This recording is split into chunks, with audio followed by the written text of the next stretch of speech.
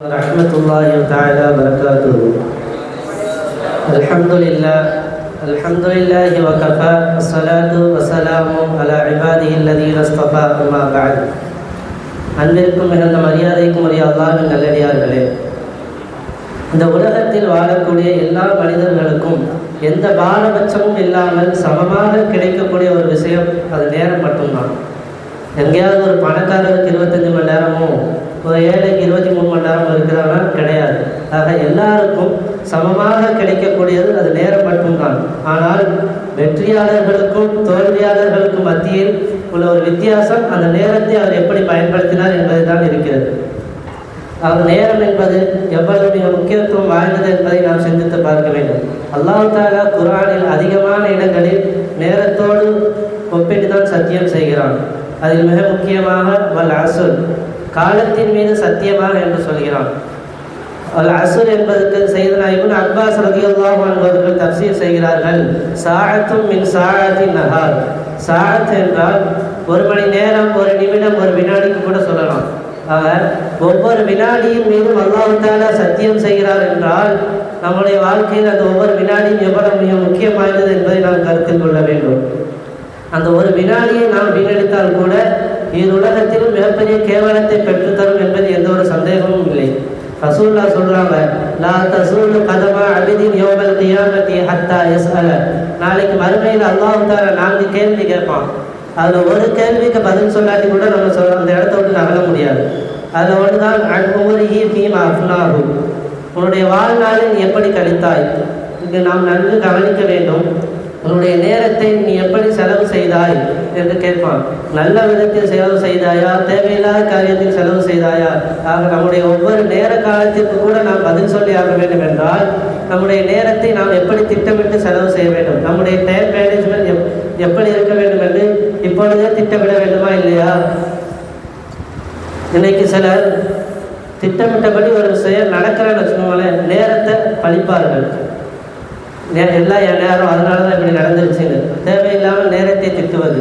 ஆனால் ரசூலுல்லாஹ் சொல்கிறாங்க, யாரும் காலத்தை திட்டாதீர்கள், நேரத்தை திட்டாதீர்கள். ஏன்னா அல்லாஹ்வே காலமாக இருக்கிறான். அப்போது நேரத்தை திட்டுவது, ஒரு காலத்தை படித்து பேசுவது என்பது அல்லாஹ்வை திட்டுவதை போன்று, அல்லாஹ்வை திட்டுவதை போன்று என்றால் அந்த நேரம் நமக்கு எவ்வளவு மிக முக்கியம் வாய்ந்தது, அந்த நேரத்தை நம்முடைய முன்னோர்கள் எப்படி கழித்திருக்கிறார்கள் என்பதை நாம் சிந்திக்க வேண்டும். இமாம் நவவி ரஹ்மத்துல்லாஹ் மிகப்பெரிய ஒரு மாமேதை. அவர்கள் 45 ஆண்டு காலம் உலகத்தில் வாழ்ந்தார்கள். தன்னுடைய 18 வயதிலிருந்து 45 வயது வரை கிட்டத்தட்ட 27 வருடம், ஏறத்தாழ 3 லட்சத்திற்கும் மேற்பட்ட பக்கங்களை எழுதியிருக்கிறார்கள். நாம் கவனத்தில் கொள்ள வேண்டும்.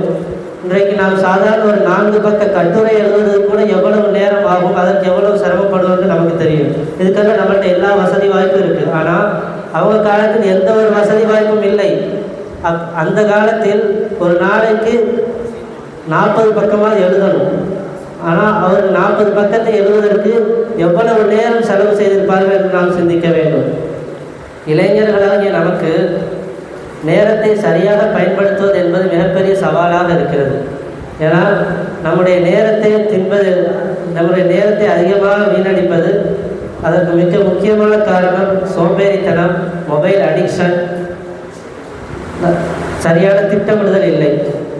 இந்த சோம்பேறித்தனத்தின் காரணமாகவே எந்த ஒரு வேலையும் நம்மால் சரியாக செய்ய முடியாமல் போய்விடுகிறது. எந்த செயலை செய்தால் நாளை பார்த்துக்கலாம் என்று தள்ளி போகிறோம். ஒரு பழமொழி ஒன்று சொல்வார்கள், ஓட்டை சிறியதாக இருக்கும்போதே தைத்துவிடு, இல்லை என்றால் 9 தையல் போட வேண்டி வரும். ஏன்னா எந்த ஒரு சின்ன வேலையாக இருந்தாலும் சரி, அன்னன்னைக்கு உள்ளது அப்போவே செய்து முடித்து விட்டால் நன்றாக இருக்கும். ஆனால் நாளை என்று தள்ளி போடும்போது அடுத்தடுத்த வேலைகள் நமக்கு வந்து மிகவும் சிரமமாக அமையும். எந்த வேலையும் சரியாக செய்ய முடியாது. அப்படியே செய்தால் நமக்கு மிகப்பெரிய கஷ்டம்தான். அதுக்கு மிகப்பெரிய உதாரணமே நம்ம தான். சாதாரண ஒரு துணி துவைக்கிற விஷயத்தை கூட நாளைக்கு துவைக்கலாம் தள்ளி போட்டு கடைசியில் பார்த்தா 5-6 செட்டு சேர்ந்து விட்டு நமக்கு துவைக்க முடியாது. ரொம்ப சிரமமாக தான் இருக்கும். அதனால் சோம்பேறித்தனத்தை தவிர்த்திருந்தாலே நம்முடைய நேரத்தை அதிகமாக மிச்சப்படுத்தலாம். அடுத்தபடியாக மொபைல் அடிக்ஷன், நான் உட்பட நம்ம அனைவரிடத்திலும் இருக்கக்கூடிய ஒரு விஷயம்தான். ஒரு 2 நிமிஷம் டைம் பாஸ் பண்ணலாம்னு எடுத்து மொபைல் எடுத்து ரீல்ஸ் பார்க்க ஆரம்பித்து 2 மணி நேரம் வரைக்கும் ஓடும். அது எப்படி போகுதுன்னே தெரியாது. ஆனால் நாம் கவனிக்க வேண்டும், இந்த ரீல்ஸினால் நமக்கு எவ்வளவு பாதிப்பு இருக்கிறது. பொதுவாக ரீல்ஸ்னால ஒரு 30 செகண்ட்லேருந்து 45 செகண்ட் வரைக்கும் இருக்குது.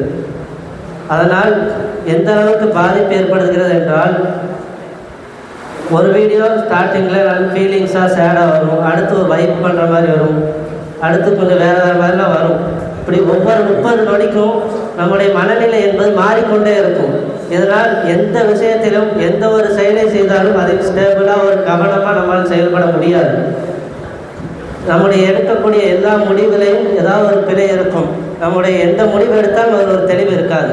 அதற்கு மிகப்பெரிய உதாரணமே இன்றைக்கு இளைஞர்கள் எடுத்திருக்கக்கூடிய ஒரு முடிவு தான். ஏன்னா ஒரு நடிகரை தலைவராக தேர்ந்தெடுப்பதற்கு மிக முக்கியமான காரணம் இந்த மொபைல் அடிக்ஷன் தான்.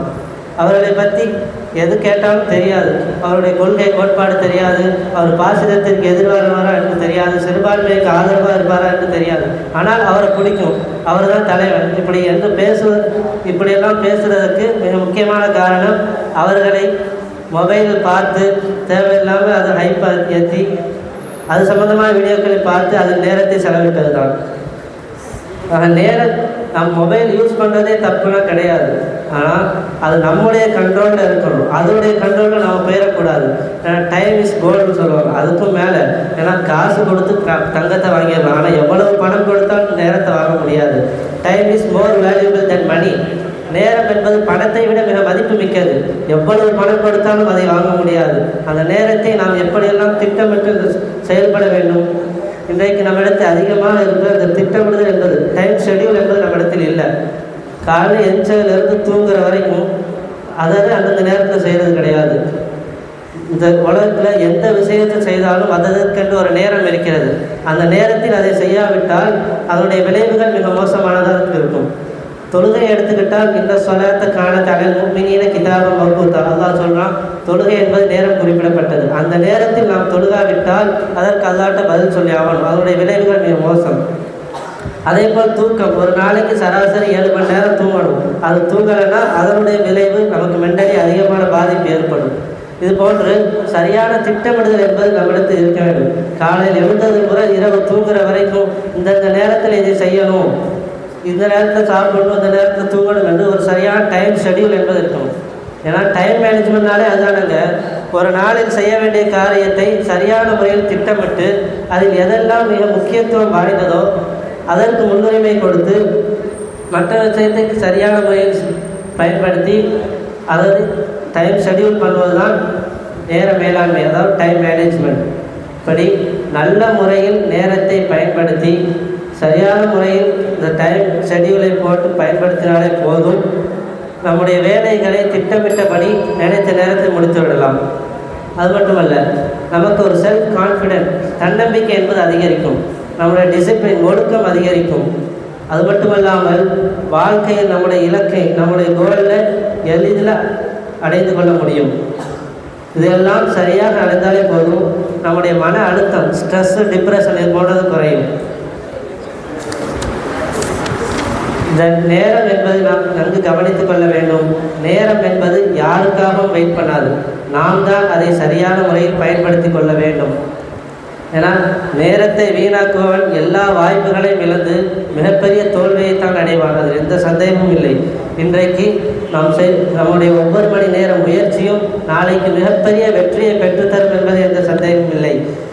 ஏன்னா இன்றைக்கி நம்மகிட்ட இருக்கக்கூடிய அந்த நேரம் மட்டும்தான். அதை நாம் சரியான முறையில் பயன்படுத்தி சரியான முறையில் செயல்பட்டாலே போதும், நம்முடைய வாழ்க்கையின் இலக்கை மிக எளிதில் அடைந்து கொள்ள முடியும். எனவே வல்ல நாயகன் நம்முடைய நேரத்தை சரியான முறையில் பயன்படுத்தியும் நம்முடைய நேரத்தில் வரக்கத்தை ஏற்படுத்தி தருவானாக. மேலும் நம்முடைய நேரத்தை சரியான முறையில் பயன்படுத்தி ஈருலகத்திலும் ஈடேற்றம் பெறுவதற்கு தௌஃபீக் செய்வானாக. வாஹிர் தாவானா அல்ஹம்துலில்லாஹி ரப்பில் ஆலமீன். அஸ்ஸலாமு அலைக்கும் வரஹ்மத்துல்லாஹி வபரகாத்துஹு.